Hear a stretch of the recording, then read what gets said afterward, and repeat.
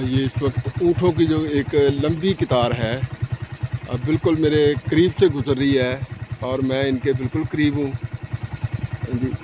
बहुत ही ये नफीस जानवर है, आज शरीफ भी है, लेकिन ये पहला मौका है कि मैं इस तरह से ऊँटों के करीब और इतने बड़े जो है ना वो गले से, या जिसको हम अपनी पंजाबी में कहते हैं कि इजड़ के करीब से मैं गुज़रा हूँ।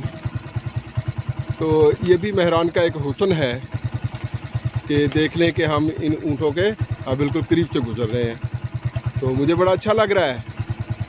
ये हमारा जो है ये लाइफ स्टॉक जो है ये उसका एक हिस्सा है और ये कितनी तादाद में है गिने तो नहीं जा सकते, लेकिन बहुत अच्छा लग रहा है। पीछे इनका जो चरवाहा है, जो इनका गल्लाबान है, वो भी आ रहा है।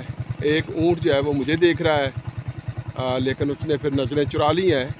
तो मैंने पहली दफ़ा ऊँटों का या इन ऊँट जो हैं कैमल्स का इतनी करीब से जो है ना वो मुशाहिदा किया है, तो बहुत अच्छा लग रहा है जी, बहुत प्यारा लग रहा है। ये साईं तुझो केलो ना नालो? अकबर। अकबर, ये तुझो? हाँ। माशाल्लाह, अल्लाह और बरकत दे जी आपको। हाँ, ये ना इनको